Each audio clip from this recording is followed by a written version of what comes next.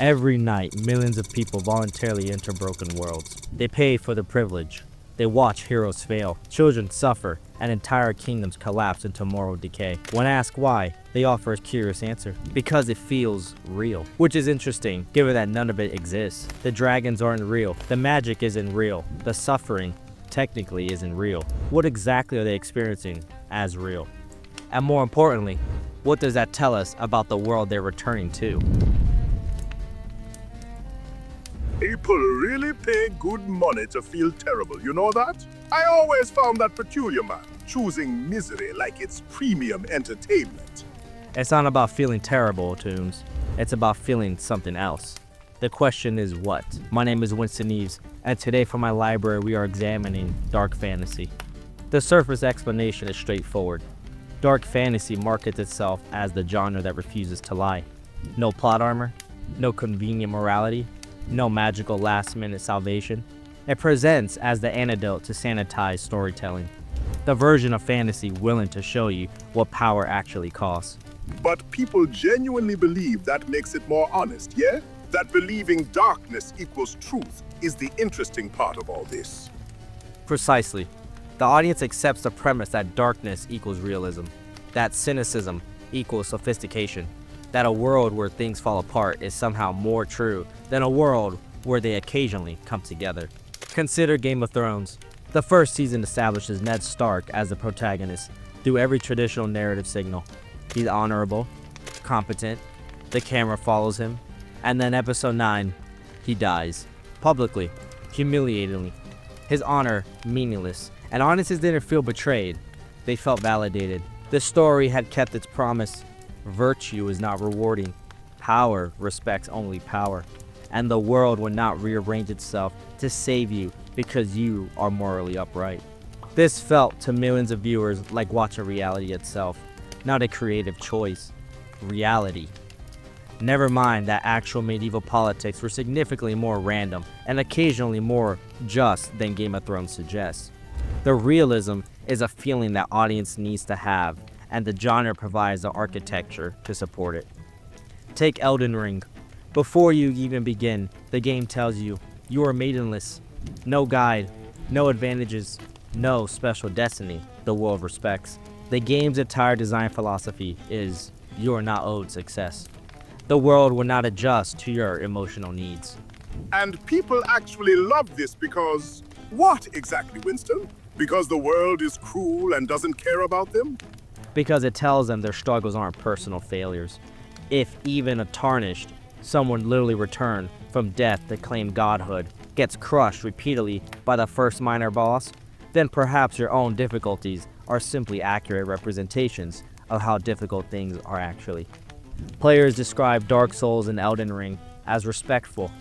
They appreciate that the world doesn't care about their feelings. Being treated as insignificant registers as respect, as if acknowledgement of your own struggle were somehow less authentic than denial of your importance. So what they're really bonding with isn't meaning or hope at all. They're bonding with indifference and calling it realism. Yes, and the bond is more comfortable than many bonds in their actual lives, where care comes with expectations and connection comes with vulnerability. Then there's Pan's Labyrinth. The audience answers expecting the fantasy to be Ophelia's salvation. That's how these stories typically work. Imagination rescues the child from the unbearable world. But that's not what happens, is it? The fantasy doesn't rescue anyone the way people expect it to. No, the fantasy is just as brutal as reality. The pale man eats children. The fawn might be manipulating her. The film never clarifies. And in the end, Ophelia dies. The stepfather shoots her. The fantasy doesn't save her. Her belief in magic changes nothing about the material outcome. What the director offers is a question. If fantasy can't save you, what is it for? And the film's answer is unsettling. Maybe it's just for making the unbearable aesthetically coherent. Ophelia doesn't escape. She simply dies in a story that makes sense to her. That's considerably darker than dragons eating people, Winston. At least the dragons are honest about being monsters. Yes, because Pan's Labyrinth is honest about what dark fantasy actually does. It doesn't empower you, it gives you a framework to aestheticize your powerlessness, and audiences call it beautiful. which tells us what they're actually buying. What dark fantasy actually provides is not truth, but validation. It constructs a world where pessimism is correct, where trust is punished, where hope is revealed repeatedly to be a cognitive error. And it presents us not as one possible interpretation of existence, but as the nature of existence itself, finally being honest with you. So it's not really selling tragedy itself. It's selling the feeling of being right about tragedy all along. Exactly. The audience arrives with a suspicion that the world is fundamentally broken, that systems don't work, that kindness is weakness, and dark fantasy says your suspicion was correct all along. Berserk is perhaps the purest distillation of this contract. Guts finds something resembling family in the Band of the Hawk. For 50 chapters, the story suggests connection might heal trauma. Then the eclipse. Griffith sacrifices everyone to become a demon god. Guts watches everyone he cared about eaten alive, and Casca is assaulted while demons hold him down. He loses his eye, his arm, and his ability to trust. The story doesn't frame this as a terrible thing that happened. It frames it as the inevitable outcome of vulnerability. Guts' mistake wasn't trusting Griffith specifically, it was trusting at all. And Guts spends the next 300 chapters confirming this lesson. He pushes everyone away, trusts no one, views every offer to help as a potential trap. That's not wisdom, Winston. That's damage that never got a chance to heal. Yes, but if you frame damage as education, you transform your own scars into credentials. This is what dark fantasy does exceptionally well. It recontextualizes psychological injuries as evidence of sophistication. You're not traumatized, you're experienced. You're not cynical, you're realistic. Game of Thrones operates on the same principle, but distributes it across multiple characters. Robb trusts his bannermen, the Red Wedding. Jon tries to unite people, murdered by his own men. Tyrion believes his sister has some humanity. She tries to have him executed. The show doesn't just depict betrayal, it systematizes it. By season 8, when characters started making choices based on hope or trust, viewers called it bad writing. Not because it was inconsistent with the characters, but because it violated the world's rules as they learned them. Don't be stupid enough to believe in anything. To understand why broken worlds feel comforting requires understanding what they replace. Historically, suffering existed within narrative frameworks, religious structures, cultural myths. All provided context where pain could be metabolized into meaning. Suffering was pedagogical. It transformed you. And now, what replaces those old meanings people used to rely on? Now we live in a world where suffering is random, systems are unresponsive, and the idea that your pain might be for something feels dangerously naive. So we stopped writing stories where suffering is redeemed. We started writing stories where suffering simply is. Dark Souls understands this mechanically. Every death is fair. You can complain it's difficult, but not that it's arbitrary. The rules are consistent. The enemy patterns are learnable. Real life is randomly harsh. You can do everything right and still fail. That randomness is terrifying, but in Dark Souls, mastery does guarantee success. This creates a psychological sanctuary. For the duration of your playthrough, you exist in a world where suffering has rules, where effort corresponds to outcome, and where failure is always explicable. That's actually rather comforting when you put it like that. A harsh world with rules feels kinder than chaos with none. It is, and players will spend 60 hours dying repeatedly and describe it as respectful and fun, while spending 6 months working hard at a job with no advancement and describing it as intolerable. The game's difficulty is acceptable because it's legible. Life's difficulty is unacceptable because it's not. Elden Ring expands this to an entire universe. The lands between are broken because the Elden Ring shattered. The gods are absent or corrupted. And here's what's important. The game explains why everything is broken. That's lore, history, understandable reasons. The brokenness isn't random, it's structural. So players aren't really learning how to survive a harsh world. They're learning how to accept that harsh worlds have explanations that don't include solutions. Precisely. The lands between cannot be fixed. Even the good endings are ambiguous at best. You're simply choosing which type of brokenness to preside over. This is the mechanism. Dark fantasy creates worlds where brokenness is explained, systemic, and most importantly, not your fault. Return to Pan's Labyrinth. Ophelia cannot stop Franco's regime. She cannot save her mother. She is a child in a historical moment that has no interest in children's agency. So she creates a parallel narrative, one where her powerlessness is not meaningless, but part of a large structure that at least makes sense. The fantasy doesn't give her power at all. It just gives her context, so the suffering doesn't feel meaningless. Precisely, and that context allows her to endure. When the faun tells her she's a princess, he's giving her a story in which her suffering is part of a test rather than meaningless victimization. Same suffering, different frame. And the frame is everything. The director never confirms whether the fantasy is real, and the ambiguity is the point, because what matters isn't whether it's true, but whether it allows her to die with dignity rather than in despair, which reveals what all dark fantasy is actually doing. It's not empowering you to change broken worlds, it's giving you frameworks to survive them without going mad. That's considerably darker than advertised, Winston. They sell escape, but what they're offering is endurance. Yes, which brings us to the cost. There is a documented phenomenon among heavy consumers of dark fantasy.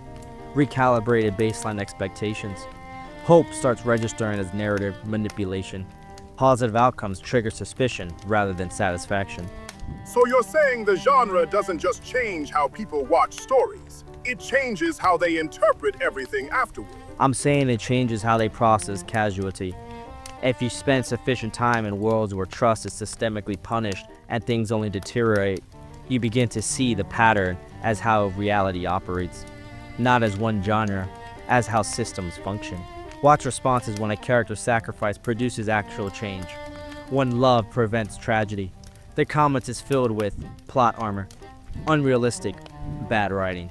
The possibility that positive intervention might occasionally work is read as failure of the craft.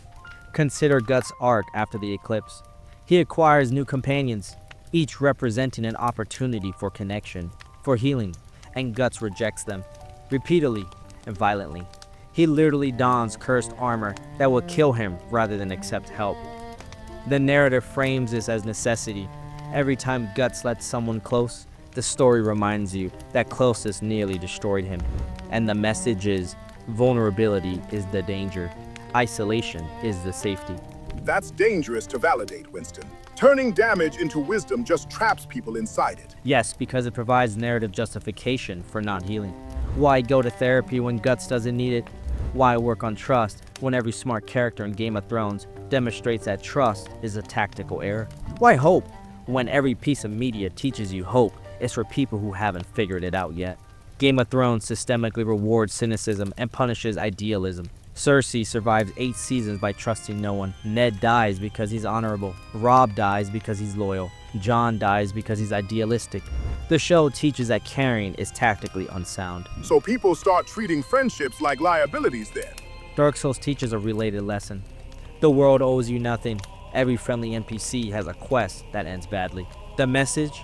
Connection is temporary. Help is futile, and only reliable relationship is between you and your weapon. Describing real relationships using game language. Red flags, trap options, guaranteed bad endings. They're not joking. The world has become a game trying to trick you, and the only winning move is to see through the tricks. They're not just watching dark worlds anymore. They're learning how to live inside one. They're learning a grammar where action always results in failure, and that grammar doesn't deactivate when the screen goes dark. It colors how you approach your job, your relationships, your civic engagement. If you've been trained to see hope as a trap and effort as futile, why invest in either? Dark fantasy is no longer a subgenre. It is the dominant mode. Game of Thrones was the most watched series in the 2010s. Elden Ring sold 20 million copies. Berserk is one of the most best-selling manga of all time. So what is it then? Did the stories suddenly get better, or did people just need them more than before? The genre rise doesn't correlate with artistic innovation. It correlates with cultural conditions. Economic precarity, institutional failure, climate crisis. Dark fantasy became dominant precisely when audiences needed a story explaining why improvement wasn't happening. And it provides that explanation elegantly. The rot was always there. The systems were always failing. The heroes were always doomed.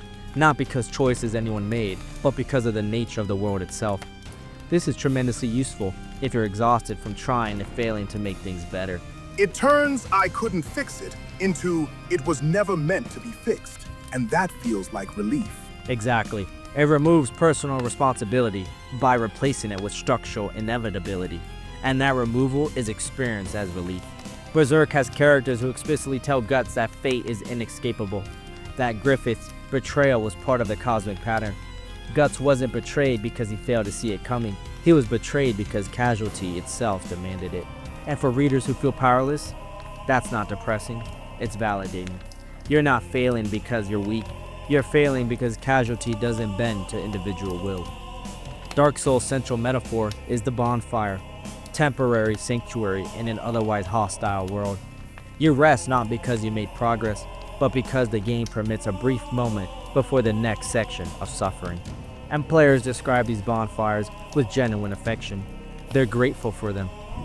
Grateful for being allowed to rest in a world they paid to enter. That's a strange kind of comfort, Winston.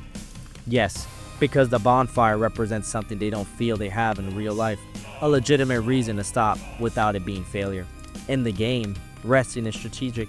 In real life, resting feels like weakness, unless the world is so obviously hostile that rest becomes a necessity. So here's a question worth considering. No urgency, simply something you notice next time you select a story. When you choose dark fantasy, when you feel that satisfaction as the plan fails, as the hero breaks, as the world confirms your suspicions, are you consuming these stories because they help you process and endure a genuinely difficult reality? Or are you consuming them because they provide permission to stop believing a different reality is possible? Both are understandable reasons to a challenging world, but only one of them is active survival. The other is rehearsing for surrender while calling it wisdom. Which one is it for you? But these are just my observations.